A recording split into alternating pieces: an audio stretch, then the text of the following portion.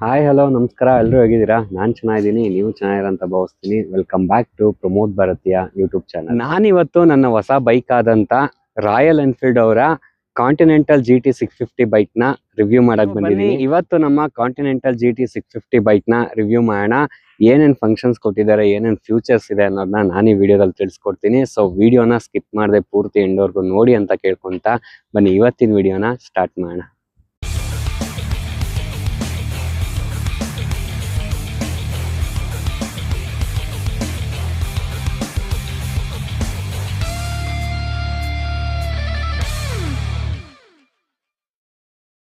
ನಾನೇನು professional bike riser ಅಂತ ಹೇಳಲ್ಲ, ನಾನೊಬ್ಬ ಬೈಕ್ ಲವರ್ ಅಂತ ಹೇಳ್ಬೋದು.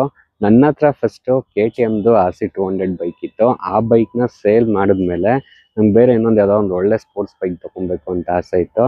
ಸೊ ಅವಾಗ ನಾನು ಫಸ್ಟ್ ಹೋಗಿದ್ದು KTM ಶೋರೂಮ್ಗೆ. 2025 ಲಾಂಚ್ ಆದಂಥ KTM RC 160 200 ಎಲ್ಲ ನೋಡಿದೆ. ಬಟ್ ನಂಗೆ ಏನೋ ಅದು ಅಷ್ಟು ಲೈಕ್ ಆಗಲಿಲ್ಲ. ಆ ಬೈಕ್ ಏನು ಪ್ರಾಬ್ಲಮ್ ಅಂದರೆ ಲೆಫ್ಟು ರೈಟು ಬ್ಯಾಕು ತುಂಬಾ ಲುಕ್ ವೈಸ್ ಚೆನ್ನಾಗಿದೆ.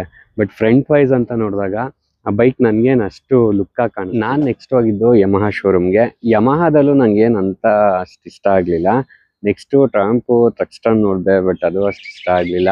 ಇನ್ನು ಕವಾಸಕಿಗೆ ಹೋಗೋಣ ಅಂದರೆ ಅದು ಹೆವಿ ಕಾಸ್ಟ್ಲಿ, ಅಷ್ಟೊಂದು ಕಾಸ್ಟ್ಲಿ ಕೊಟ್ಟು ಬೈಕ್ ತೊಗೊಳಕ್ಕೆ ನನ್ನ ಕೈಲಿ ಆಗಲ್ಲ ಅಂದ್ಬಿಟ್ಟು ನೆಕ್ಸ್ಟ್ ನಾನು ಸರ್ಚ್ ಮಾಡಿದೆ ರಾಯಲ್ ಎನ್ಫೀಲ್ಡಲ್ಲಿ. ಬಟ್ ರಾಯಲ್ ಎನ್ಫೀಲ್ಡಲ್ಲಿ ಈ ಬೈಕ್ ನೋಡಿದ ತಕ್ಷಣ ಹೆವಿ ಲವ್ ಆಗೋಯ್ತು ಗುರು.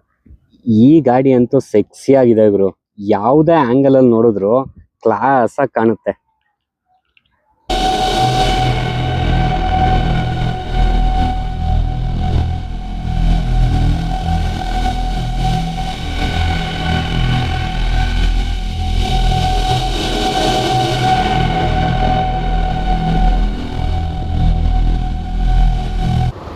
ಬನ್ನಿ ಇವಾಗ ನಮ್ಮ ಗಾಡಿನ ಹೈವೇಗೆ ತೊಗೊಂಡೋಗಿ ಸಿಟಿನ ಒಂದು ಬೀಟ್ ಹಾಕೊಂಬರೋಣ. ಸೊ ಗಾಡಿ ಪರ್ಫಾರ್ಮೆನ್ಸ್ ಹೆಂಗಿದೆ ಅಂತ ಇವಾಗ ಚೆಕ್ ಮಾಡೋಣ ಬನ್ನಿ. ನಮ್ಮ ಬೆಂಗಳೂರು ಟ್ರಾಫಿಕ್ ಅಂತ ಮಧ್ಯಾಹ್ನನೂ ಟ್ರಾಫಿಕ್, ಬೆಳಿಗ್ಗೆನೂ ಟ್ರಾಫಿಕ್, ಸಂಜೆನೂ ಟ್ರಾಫಿಕ್, ರಾತ್ರಿ ಹೊತ್ತರೂ ಟ್ರಾಫಿಕ್.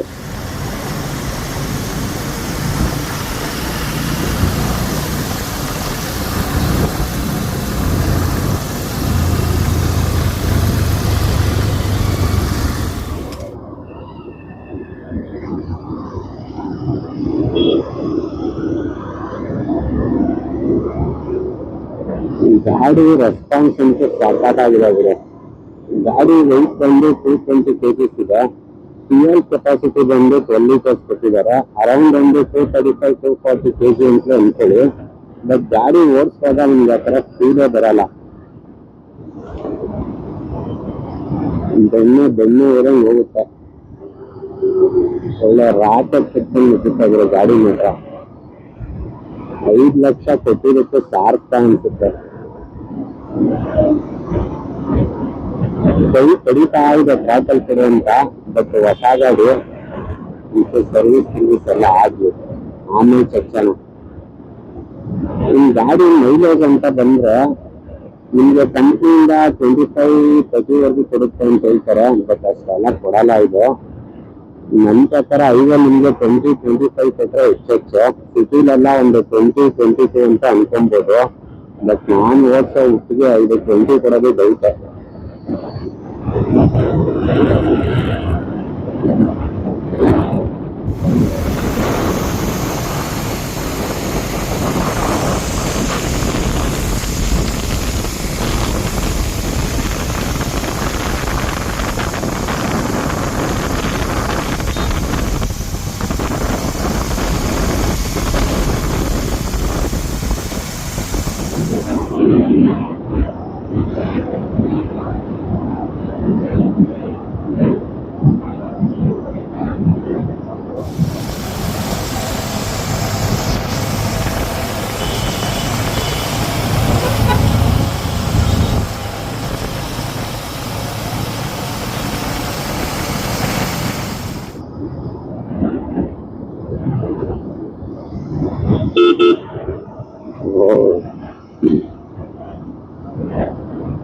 ಆರನ್ ಅಂತೂ ಲೌಡ್ ಆಗಿದೆ. ಹೋಗ್ಬಿಡು ಸೈಡ್ಗೆ.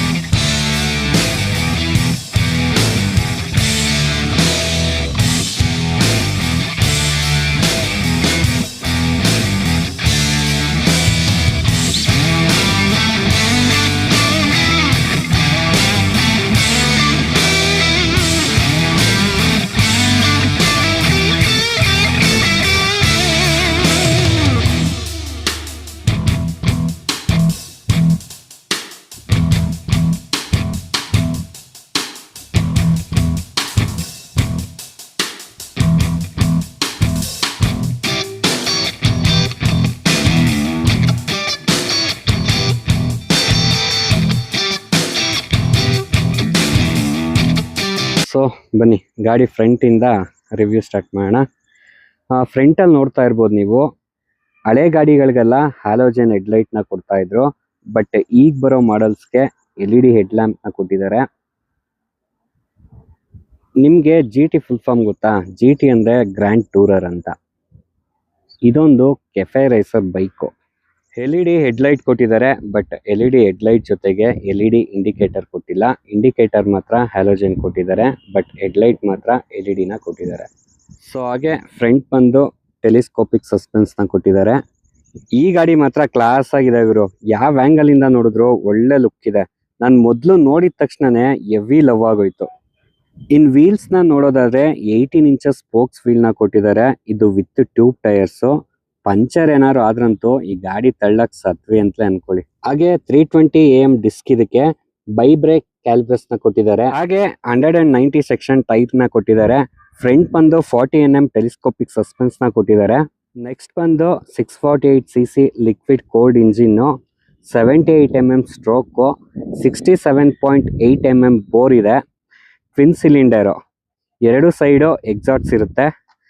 ಸೊ ಇಲ್ಲಿ ನೋಡ್ತಾ ಇರ್ಬೋದು. ಈ ಗಾಡಿ ಅಂತೂ ಕ್ರೇಜಿ ಟಾರ್ಕ್ನ ಪವರ್ ಪ್ರೊಡ್ಯೂಸ್ ಮಾಡುತ್ತೆ ಗುರು. 52 Nm ಟಾರ್ಕು, 47 ಹಾರ್ಸ್ ಪವರ್ ಇದೆ. ಸೊ ಈ ಗಾಡಿಗೆ ಕಿಕ್ಕರ್ ಇಲ್ಲ. ಇಲ್ಲಿ ನಿಮಗೆ GT 650 ಸ್ಟಿಕ್ಕರ್ ಕೊಟ್ಟಿದ್ದಾರೆ. ಬ್ಯಾಕ್ ಸೈಡ್ ಬಂದ್ರೆ ಡ್ಯುಯಲ್ ಎಕ್ಸಾಕ್ಟ್ಸ್ ನ ಕೊಟ್ಟಿದ್ದಾರೆ. ರೇರ್ ವೀಲ್ ಬಂದು 130/70 ಸೆಕ್ಷನ್ ಟೈರ್ ನ ಕೊಟ್ಟಿದ್ದಾರೆ. ಇದು ಸಹ 18 ಇಂಚಸ್ ಸ್ಪೋಕ್ ವೀಲ್ ನ ಕೊಟ್ಟಿದ್ದಾರೆ. ByBre calipers single piston ಬರುತ್ತೆ ಇದು. ಮತ್ತೆ ರೇರ್ ಬಂದು ಟ್ವಿನ್ ಶೇಕರ್ಸ್ ಕೊಟ್ಟಿದ್ದಾರೆ. ಇದು ಬಂದು 88 mm ಟ್ರಾವೆಲ್ ಆಗುತ್ತೆ. ಟೋಟಲ್ ಗಾಡಿ ಬಂದು 219 mm ಲೆಂತ್ ಇದೆ. ಹಾಗೆ ವಿಡ್ತ್ ಬಂದು 833 mm ಇದೆ. ಅಂಡ್ ವೀಲ್ ಬೇಸ್ ಬಂದು 1398 mm ಅಂತ ಹೇಳೋದಾದ್ರೆ, ರೈಟ್ ಅಲ್ಲಿ ನಿಮ್ಗೆ ಇಂಜಿನ್ ಸ್ಟಾರ್ಟ್ ಮತ್ತೆ ಇಂಜಿನ್ ಕಿಲ್ ಮಾಡೋ ಸ್ವಿಚ್ ನ ಕೊಟ್ಟಿದ್ದಾರೆ. ಹಾಗೆ ಒಂದು ಹಜಾರ್ಡ್ ಲೈಟ್ ನ ಕೊಟ್ಟಿದ್ದಾರೆ.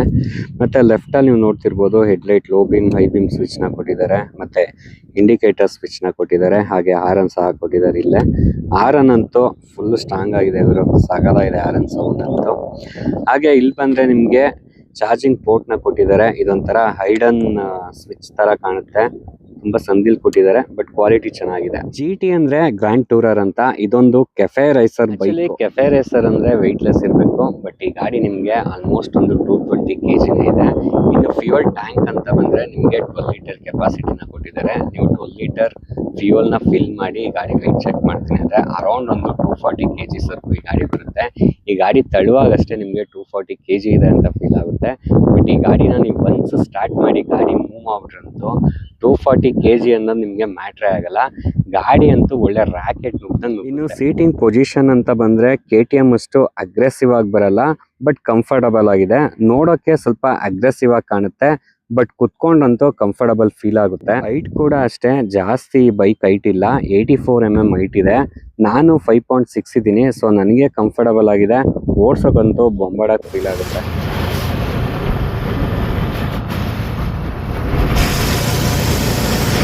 ಹಾಗೆ ಈ ಗಾಡಿಗೆ ಗ್ರೌಂಡ್ ಕ್ಲಿಯರೆನ್ಸ್ ಬಂದು 174 mm ಇದೆ. ಹಾಗೆ ಈ ಗಾಡಿಗೆ analog with digital display meter ನ ಕೊಟ್ಟಿದ್ದಾರೆ. ಆಲ್ಮೋಸ್ಟ್ 270 ಡಿಗ್ರಿ ಕ್ರ್ಯಾಂಕ್ ನ ಕೊಟ್ಟಿದ್ದಾರೆ. ಅದರಿಂದ ಸೌಂಡ್ ಅಂತೂ ಸೆಕ್ಸಿ ಅಂತಾನೆ ಹೇಳ್ಬೋದು. ಈ ಗಾಡಿ ಅಂತೂ ಒಳ್ಳೆ ಫೀಲ್ ಕೊಡುತ್ತೆ ಗುರು. ನೀವೇನಾದ್ರು ಒಂದು ಒಳ್ಳೆ ರೋಡ್ ನ ಸೆಲೆಕ್ಟ್ ಮಾಡಿ ಫುಲ್ ಟ್ಯಾಂಕ್ ಪೆಟ್ರೋಲ್ ಹಾಕಿಸ್ಬಿಟ್ಟು ಫೋನಲ್ಲಿ ಒಳ್ಳೊಳ್ಳೆ ಕನ್ನಡ ಸಾಂಗ್ ನ ಸೆಲೆಕ್ಟ್ ಮಾಡ್ಕೊಂಡು ಕೇಳ್ಕೊಂಡು ಹೈವೇಲಿ ಹೋಗ್ತಾ ಇದ್ರೆ ಆ ಮಜಾನೇ ಬೇರೆ. ಈ ಗಾಡಿಲಿರೋ ಅಂತ ಕ್ರೇಜು ಯಾವ ಗಾಡಿಲೂ ಇಲ್ಲ ಅಂತ ನನಗನ್ಸುತ್ತೆ. ರಕ್ಷಿತ್ ಶೆಟ್ಟಿ ಕಾಗದದ ದೋಣಿಯಲ್ಲಿ ಅಂತ ರಾಯಲ್ ಎನ್ಫೀಲ್ಡ್ ತಗೊಂಡು ಚಿಕ್ಕಮಂಗ್ಳೂರ್ ಕಡೆ ಹೋಗ್ತಾರಲ್ವಾ, ಆ ತರ ಒಂದು ಒಳ್ಳೆ ರೌಂಡ್ ಹೊಡಿಬೇಕು ಈ ಗಾಡಿ. ಈ ಗಾಡಿ ಅಂತೂ ಲುಕ್ ವೈಸ್ ಅಲ್ಟಿಮೇಟ್ ಗುರು. ನನಗಂತೂ ನಿಜವಾಗ್ಲೂ ಈ ಗಾಡಿನ ಫಸ್ಟ್ ಟೈಮ್ ನೋಡಿದ ತಕ್ಷಣ ಎದೆ ನೋವು ಬರಷ್ಟೇ ಲವ್ ಆಗೋಯ್ತು. ಲೆಫ್ಟ್ ಆಗಿರ್ಬೋದು, ರೈಟ್ ಆಗಿರ್ಬೋದು, ಫ್ರಂಟ್ ಆಗಿರ್ಬೋದು, ಬ್ಯಾಕ್ ಆಗಿರ್ಬೋದು, ಯಾವ ಆಂಗಲ್ ಅಲ್ಲಾದ್ರೂ ನೋಡಿ ಈ ಬೈಕ್ ಲುಕ್ಕೇ ಲುಕ್ ಗುರು. ಈ ತರ ಲುಕ್ ಬೇರೆ ಯಾವ ಗಾಡಿಲೂ ಸಿಗಲ್ಲ. ಇನ್ನು ಈ ಗಾಡಿ ಪ್ರೈಸ್ ಬಂದು ನನಗೆ 4,46,000 ಆಯ್ತು. ಬಟ್ ನಾನು ಸ್ವಲ್ಪ ಸೆಲೆಕ್ಟೆಡ್ ನಂಬರ್ನ ತಗೊಂಡೆ. ನನ್ನ ಕಾರ್ ನಂಬರೇ ಈ ಗಾಡಿಗೂ ನಂಬರ್ ಬೇಕು ಅಂದ್ಬಿಟ್ಟು ನನ್ನ ಕಾರ್ ನಂಬರು ಮತ್ತು ಈ ಬೈಕ್ ನಂಬರು ಎರಡೂ ಒಂದೇ.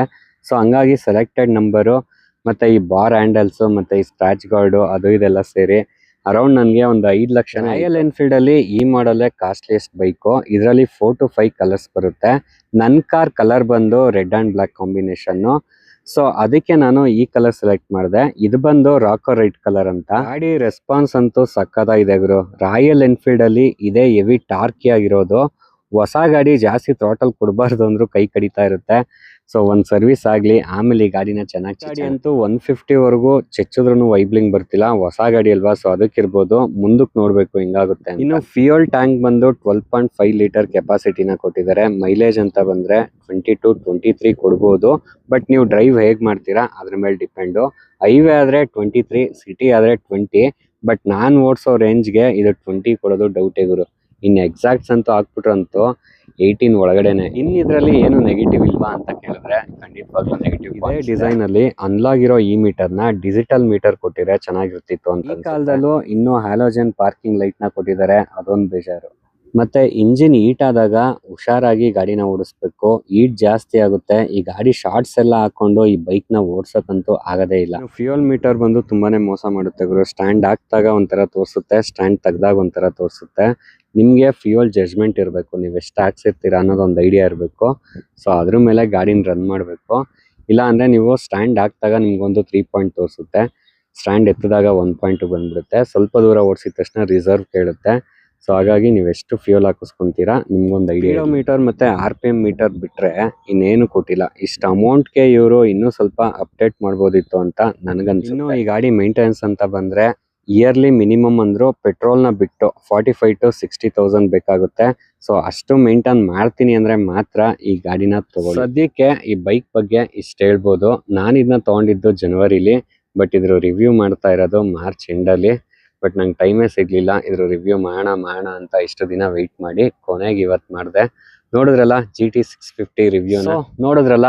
OP ವಿಡಿಯೋ ನಿಮ್ಗೆ ಇಷ್ಟ ಆಯ್ತು ಅಂತ ಅನ್ಕೊಂತೀನಿ. ಈ ವಿಡಿಯೋ ನಿಮ್ಗೆ ಇಷ್ಟ ಆಗಿದ್ರೆ ದಯವಿಟ್ಟು ಒಂದು ಲೈಕ್ ಮಾಡಿ. ಹಾಗೆ ಯಾರೆಲ್ಲ ನನ್ನ ಚಾನಲ್ನ ಸಬ್ಸ್ಕ್ರೈಬ್ ಮಾಡ್ಕೊಂಡಿಲ್ವೋ ಅವರೆಲ್ಲ ನನ್ನ ಚಾನಲ್ನ ಸಬ್ಸ್ಕ್ರೈಬ್ ಮಾಡ್ಕೊಳ್ಳಿ ಅಂತ ಕೇಳ್ಕೊಂತ ನಾನು ಸಿಗ್ತೀನಿ ಇಂಥದೇ ಇನ್ನೊಂದು ಇಂಟ್ರೆಸ್ಟಿಂಗ್ ವಿಡಿಯೋ ಜೊತೆ ಮುಂದಿನ ಗುರುವಾರ. ಸೊ ಅಲ್ಲಿವರೆಗೂ ಆ ರಾಯರ ಕೃಪೆ ಸದಾ ನಿಮ್ಮ ಮೇಲೆ ಇರಲಿ ಅಂತ ಕೇಳ್ಕೊಂತ ನಮಸ್ಕಾರ.